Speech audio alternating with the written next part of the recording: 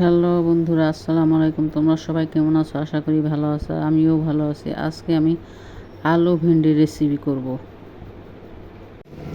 ভেন্ডিগুলি আমি ধুয়ে বেছে কেটে নিয়েছি। তেল গরম হয়ে গেছে, এখন ভেন্ডিগুলি ভেজে নিব।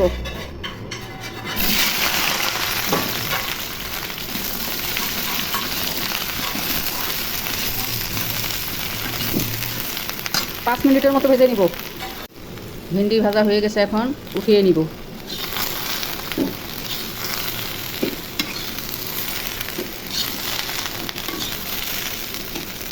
তেল গরম হয়ে গেছে, দুইটা শুকনো লঙ্কা দিয়ে দিব।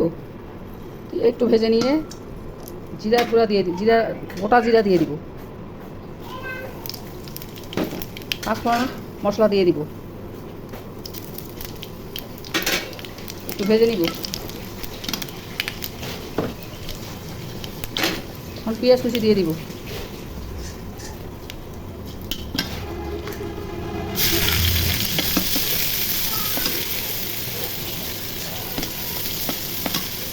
পেঁয়াজ ভাজা হয়ে গেছে, এখন আদা রসুন বাটা দিয়ে দিব।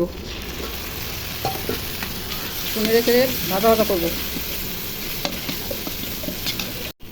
এখন হলুদ মরিচ ধনিয়া একসাথে দিয়ে দিব। একটু পানি দিয়ে দিব, দিয়ে কিছুক্ষণ কষিয়ে নিব। মশলা ভাজা ভাজা হয়ে গেছে, এখন ভেন্ডি ঢালে দিব। এই অবস্থাতে কয়েকটা টমেটো দিলে টেস্টি ভালো হতো। আমার কাছে নেই, তাই আমি দিই না। আপনাদের কাছে থাকলে আপনারা দিয়ে দেবেন, তাহলে টেস্টি ভালো হবে। এখন আমি ভেন্ডিগুলো দিয়ে দিব। লবণ দিয়ে দিব। আলু দিয়ে দিব, ম্যাশ করা আলু।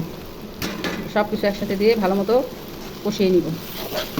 সামান্য একটু পানি দিব।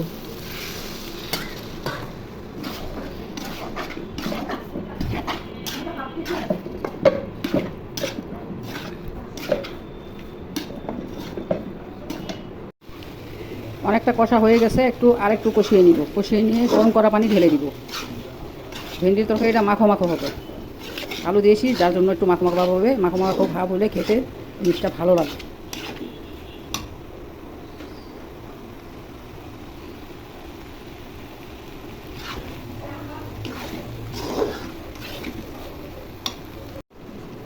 এখন আমি পরিমাণ মতো গরম পানি দিয়ে দিব। ঢেকে দিব। ঢাকনা খুলে দেখি কী অবস্থা। তরকারিটা অনেকটাই হয়ে আসছে, একটু নেড়ে চেড়ে এখন ঢাকনা খুলে রাখবো। ঢাকনা খুলে দেখি কি তরকারি কী অবস্থা।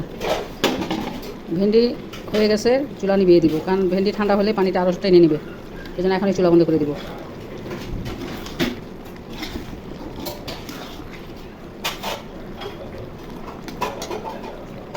এখনই চুলাটা বন্ধ করে দিব।